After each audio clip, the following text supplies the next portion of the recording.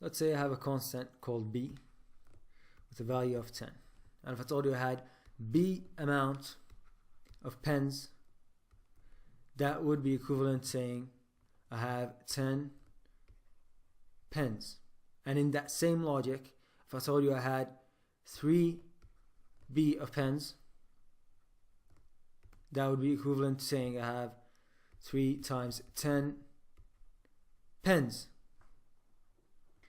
which is 30 pens. Avogadro's constant, denoted as Na, is equal to 6.02 times 10 to the 23rd power.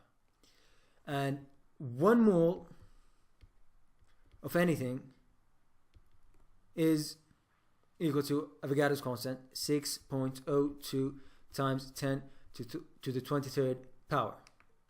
So if I told you I had, if I told you I have 1 mole of pens, that would mean I have 6.02 times 10 to the 23rd power of pens.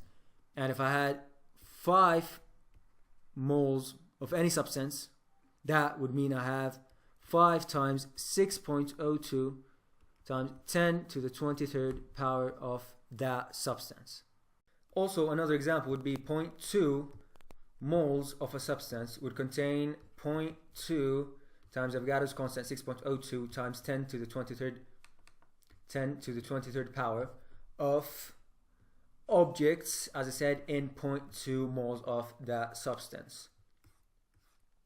As a quick recap, 1 mole of anything, and I emphasize on the number 1 mole of anything contains an Avogadro amount of objects in it, 6.02 times 10 to the 23rd power of objects in it. Using this equation below, we could calculate the number of objects in anything, and in this case atoms or molecules, using moles. So if we had an amount of moles, we'd multiply it by amount of moles of that substance, we would multiply it by Avogadro's constant, and we would get the number of atoms or molecules in that substance. A couple of examples. The first one asks us to calculate the number of glucose molecules in 0.35 moles of glucose.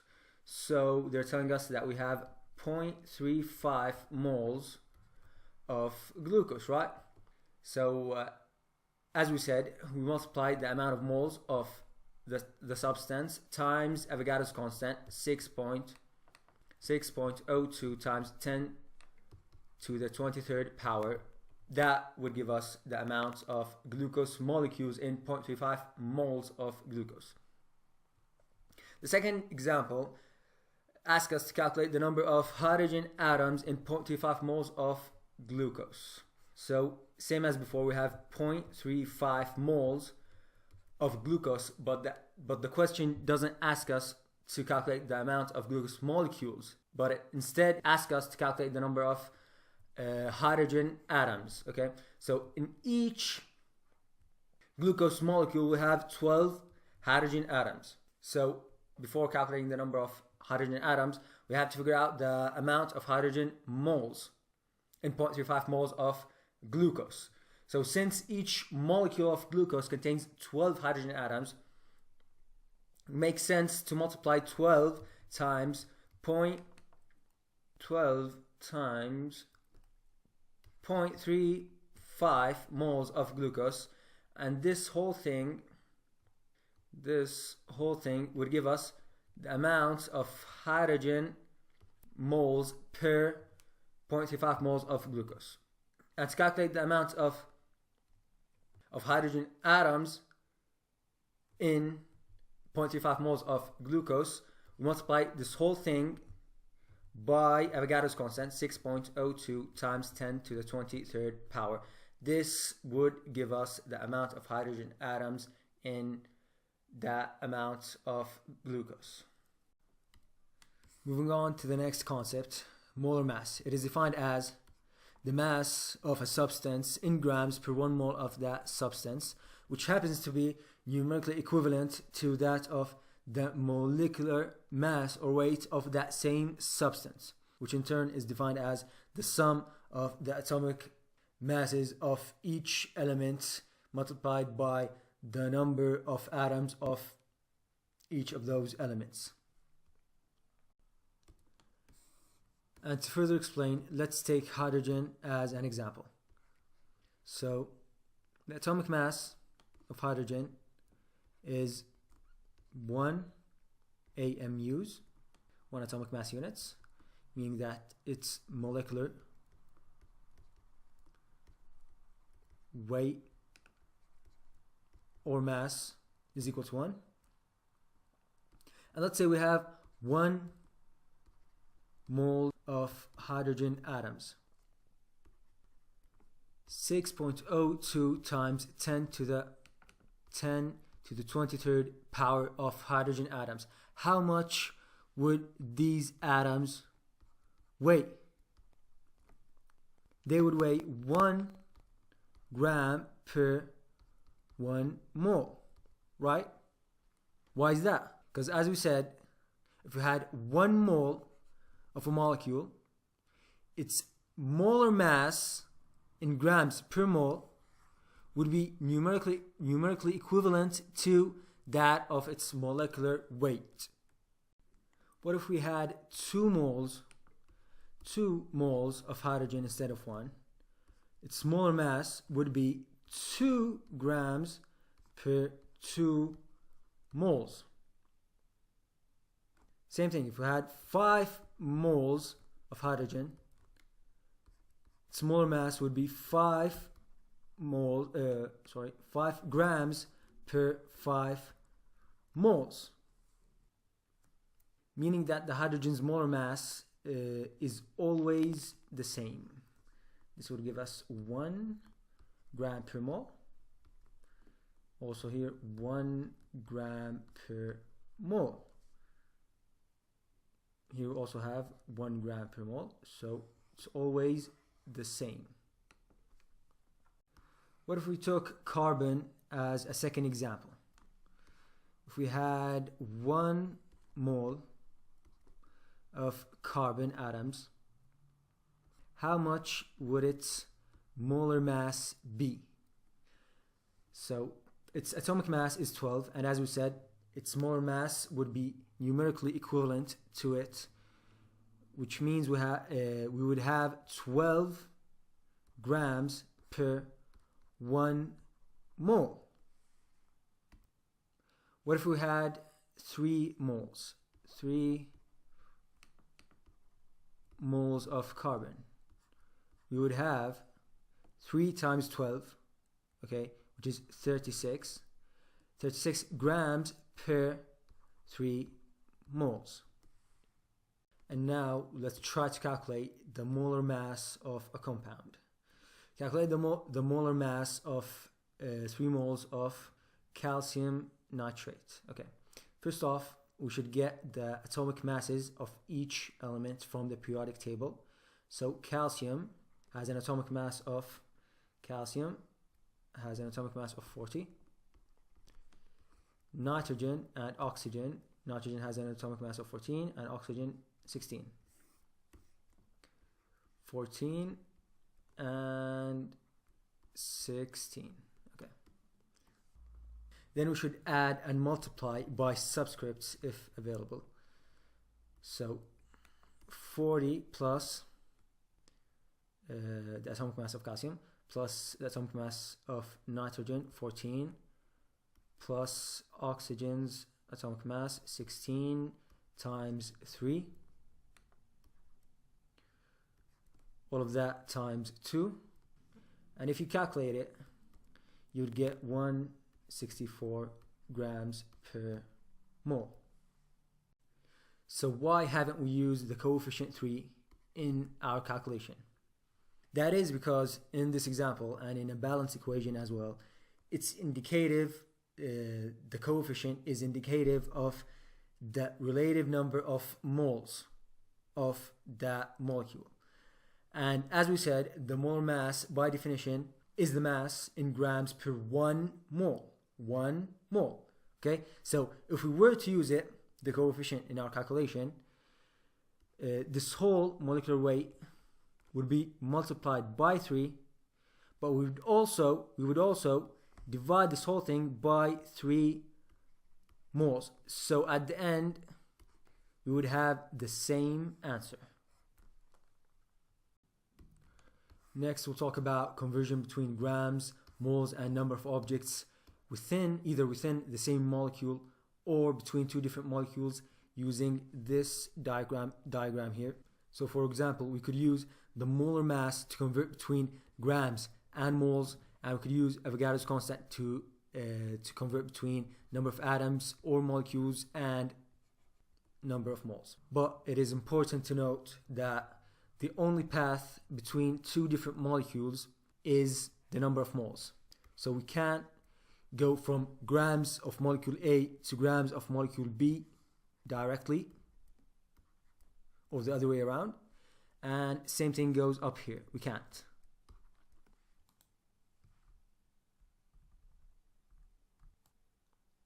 We could also incorporate the molarity concept in here.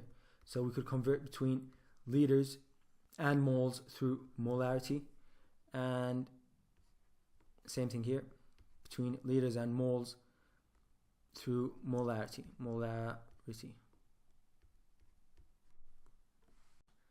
First, we'll discuss this main path on how to figure out the equivalent number of moles of a molecule from another different molecule's mole number using their coefficients. And needless to say, both of these molecules should be from the same chemical equation. And this is the equation used to do so. Moles of molecule A equals to the moles of molecule B times the coefficient of molecule A divided by the coefficient of molecule B. So basically, it's just the amount of moles of the other molecule times the ratio of both of the molecules' coefficients. So let's say, for example, we have 5 moles of B, and the coefficient of A was 1, the coefficient of B was 2. This will give us 1/2, which is equivalent to 50%. 50% of 5 is 2.5 moles of A. Notice that the coefficient of A is half that of B. Also, the moles of A are half that of B. Let's try and solve another example. How many moles of ammonia can be formed from 3 moles of nitrogen, 3 moles of nitrogen, and 9 moles of hydrogen? This question can be solved by using either moles of the reactants. So let's start with nitrogen. We have 3 moles of nitrogen, multiply it by the coefficient of ammonia, which is 2 moles of NH3, divided by 1 mole of nitrogen. And remember, the coefficients represent the relative amount of moles, not the actual amount of moles. So you could think of them as a ratio of some sort. Okay, so these 2 units cancel each other out. We're left with 3 times 2 over 1, which gives us 6 moles of ammonia, NH3. Now, using the moles of hydrogen to calculate the moles of ammonia, we have 9 moles of hydrogen. We multiply it by the coefficient of ammonia, which is 2 moles of NH3, divided by the coefficient of hydrogen, 3 moles of hydrogen. These 2 units cancel out. We are left with 9 times 2 over 3, which gives us the same answer, 6 moles of NH3. We were able to use both the reactants in solving the amounts of ammonia moles. That is because when 1 mole of nitrogen reacts, 3 moles of hydrogen should react with it, giving us a ratio of 1 to 3. And since we have 3 moles of nitrogen and 9 moles of hydrogen, 3 and 9, each mole of nitrogen atoms were able to react with 3 moles of hydrogen atoms, leaving us with no excess material at the end of the reaction. In other words, 3/9 is equal to 1/3. We'll shortly discuss about limiting reactants. Now we'll solve questions that involve the conversion between grams, moles, molarity, and number of atoms or molecules. How many moles of sodium bicarbonate are in 508 grams of sodium bicarbonate? So we want to go from 508 grams of sodium bicarbonate to an unknown amount of moles of sodium bicarbonate.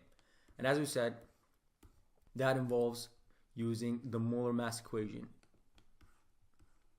So the molar mass equation is molar mass is grams over moles. Rearranging it gives us moles equal to grams over the molar mass. The grams are 508. The molar mass we can get from the periodic table. So we have sodium, hydrogen, carbon, and oxygen. Sodium 23, hydrogen 1, and carbon 12, oxygen 16. Sodium, as we said, 23 plus hydrogen 1 plus carbon 12 plus oxygen 16 times 3. Solving it will give you the amount of moles of sodium bicarbonate. Moving on, what is the mass in grams? The mass in grams of 3 times 10 to the negative 5th power moles of sulfuric acid. So we have the moles and we have grams.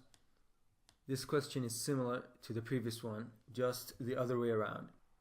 So instead we're going from moles to grams and not grams to moles. Moles we have 3 times 10 to the negative 5th power and an unknown amount of grams. We'll be using the molar mass equation. And from it, grams equals to molar mass times the moles. And the molar mass from the periodic table is hydrogen is 1. We also need sulfur and oxygen. Sulfur is 22, oxygen 16. So 1 times 2 plus 32 plus 16 times 4. All of that multiplied by the mole number, which is 3 times 10 to the negative 5th power. And solving it would give you the mass of sulfuric acid in grams. How many glucose molecules are in 5.23 grams of glucose? So we have the mass of glucose in grams, mass, and the unknown is the amount of glucose molecules, so the number of glucose molecules. So our plan will be to go from grams to moles using the molar mass, then from moles to number of molecules of glucose by using Avogadro's constant. First we'll have to tackle this part. So moles are equal to grams over molar mass. And from the question, grams are 5.23. The molar mass from the periodic table, hydrogen is 1, carbon 12, and oxygen 16, the atomic masses of them. So our molar mass will be 12 times 6 plus 1 times 12 plus 16 times 6. and using the calculator, 5.23 over 12 times 6 plus 1 times 12 plus 16 times 6 will give us 0.029 moles. 0.029 moles. Next, we'll use Avogadro's constant to go from moles to number of glucose molecules. So the number of glucose molecules equals to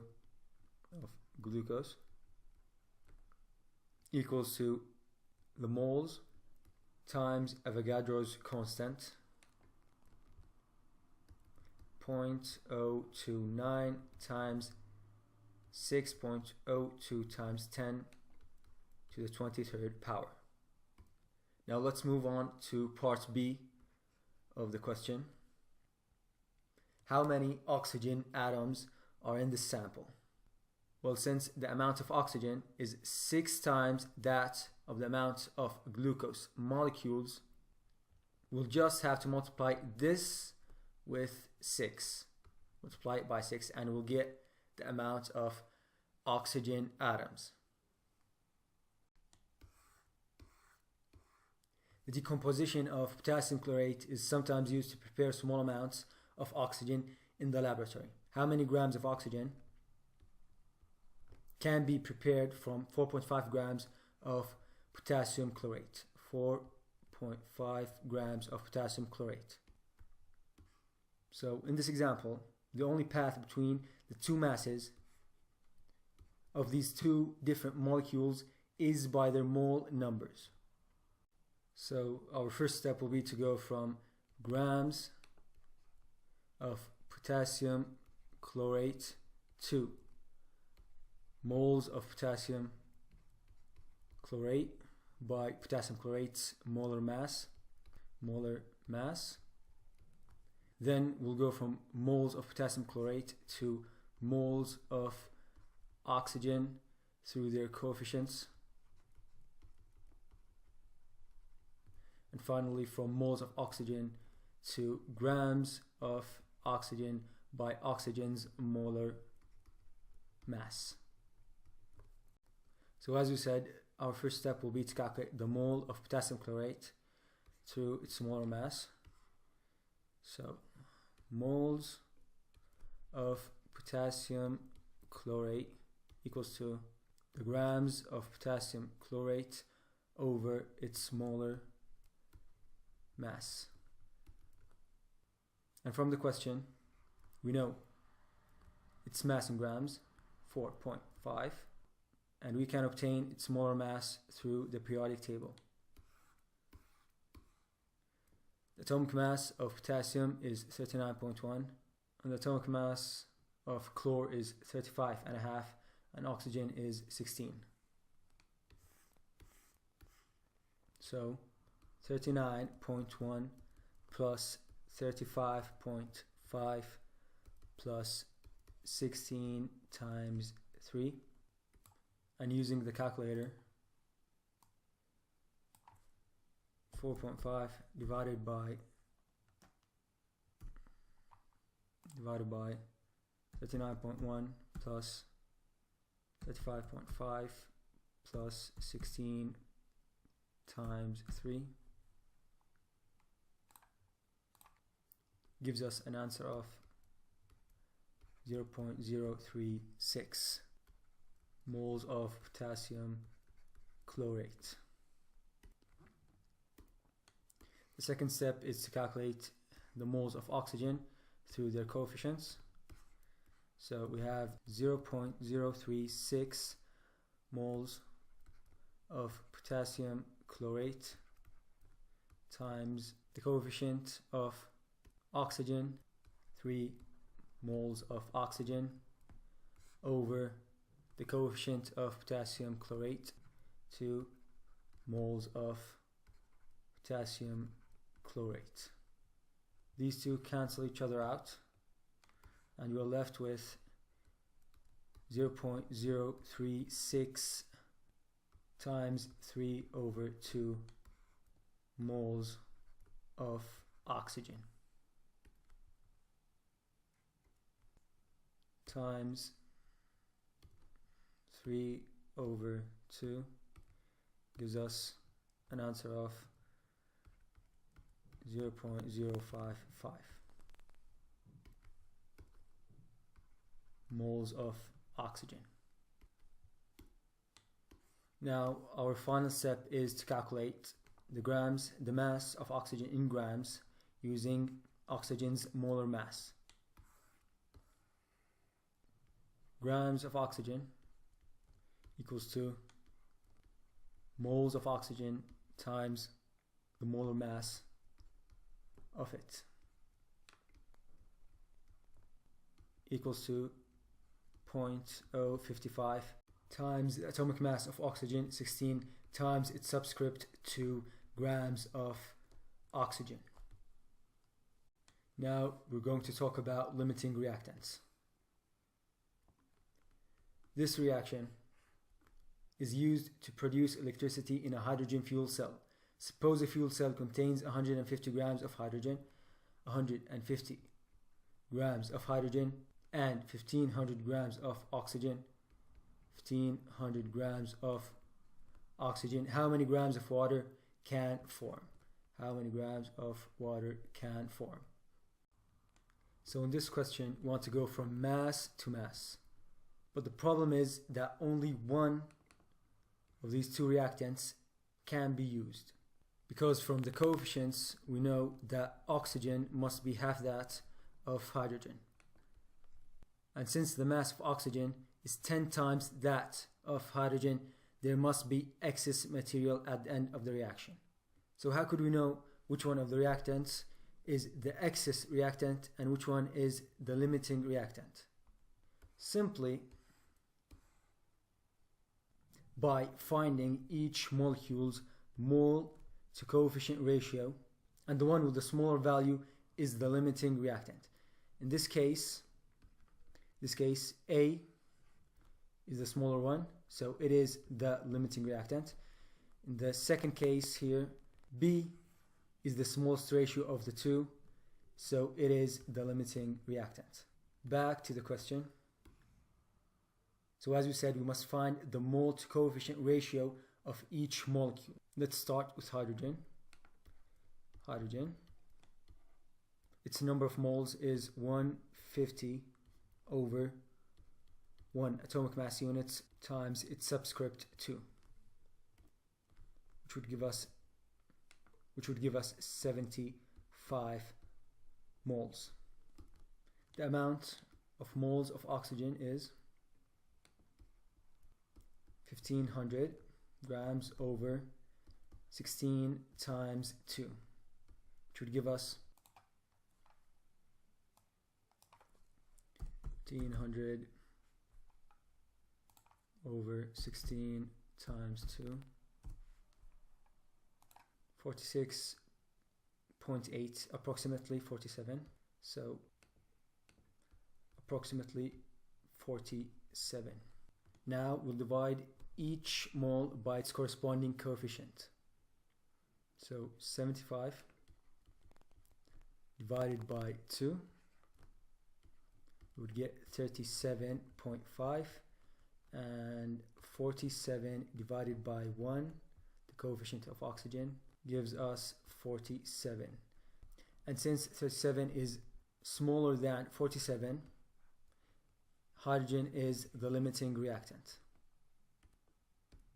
And now we can proceed on and solve the rest of the question. So our plan is to go from grams of hydrogen to moles of hydrogen, then moles of water, and finally grams of water. We already figured out the moles of hydrogen from here, 75 moles. So we've got 75 moles of hydrogen times the coefficient of water, which is 2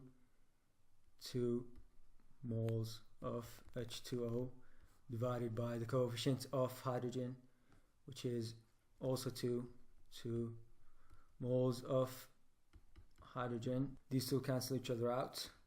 Solve these. We are left with 75 moles of water. 75. Now the last step is to figure out how many grams of water are in 75 moles of it. From the molar mass equation, grams of H2O equals to moles multiplied by the molar mass. 75 multiplied by the molar mass of H2O, which is 1 times 2 plus 16. 1 times 2 plus 16 grams of H2O.